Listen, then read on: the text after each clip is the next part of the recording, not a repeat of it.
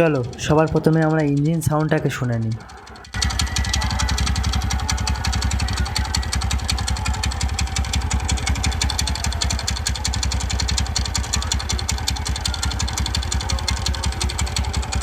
এটা TVS Ntroq BS6 model আছে। তো স্কুটারটি চলেছে 34,833 কিলোমিটার। তো আমি এই স্কুটারটি সন্ধেবেলায় কাজ করছি, এখন 8:24 বাজে। ভিডিওটা যদি ভালো লাগে অবশ্যই কমেন্ট করে জানাবেন আর লাইক করতে একদম ভুলবেন না। প্রথমে সাইলেন্সারটাকে ওপেন করে নেব। তো সাইলেন্সার ওপেন করতে গেলে আমাদের এখানে 17 নম্বর যে নাট আছে উপরে দুটো, এই দুটো তো আমরা খুলে নেব।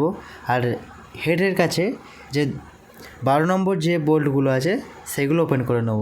উপরে plastic cover, magnet, fan, stature coil এগুলো আমরা ওপেন করে নিয়েছি।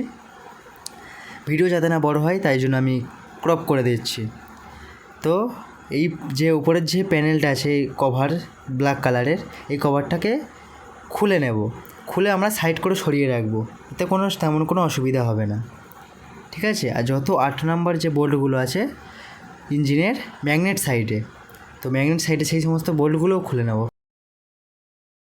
আমরা খুলে নিয়েছি। তো এই হচ্ছে অনওয়ে ক্লাচ, একে আমরা অনওয়ে ক্লাচ বলে থাকি। এটি TVS Ntroq'ে দেখতে পাই আমরা। তো এই প্রবলেমটা আসে এই যে বোল্ট আছে এই বোল্ট থেকে। এই বোল্টটা যখন ঢিলে হয়ে যায়, এটা হচ্ছে 27 নম্বর সকেট লাগে।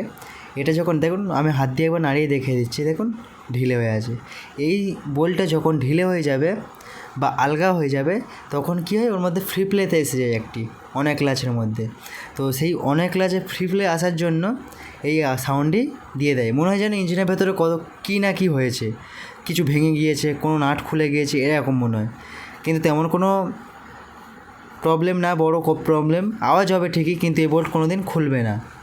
তো আমরা টাইট দিয়ে দিয়েছি, বোল্টটাকে টাইট দিতে হয়। তো 27 নম্বর স্পেশাল সকেট দিয়ে টাইট দিয়ে দিয়েছি। এবার দেখুন আমি চাইলেও এটাকে নাড়াতে পারবো না, তখন কত ইজিভাবে নড়ছিল, এখন ইজিভাবে নড়ছে না। ভিডিওটা ভালো লাগে অবশ্যই চ্যানেলটিকে সাবস্ক্রাইব করে রাখুন আর পাশে থাকা বেল আইকনও প্রেস করে দিন। আমি বাইক রিলেটেড এরকম ভিডিও নিয়ে আসবো, মেকানিক্যাল ভিডিও নিয়ে আসি, আমি রিভিউ ভিডিও নিয়ে আসি। আরও কিছু জানার থাকলে আমাকে কমেন্ট করে জানাতে পারেন। কিছু তাহলে ফিটিং করে দিই, সব টাইট দিয়ে দিয়েছি, এবার ফিটিং করে সকালবেলা দেখা হবে। তো গাড়িটাকে আমি স্টার্ট দিয়ে এবার আপনাদেরকে দেখাবো। তো দেখতে পাচ্ছেন সেই গাড়ি 34,859 সামথিং চালিয়েছে। তো এবার আমরা স্টার্ট দিয়ে দেখাবো।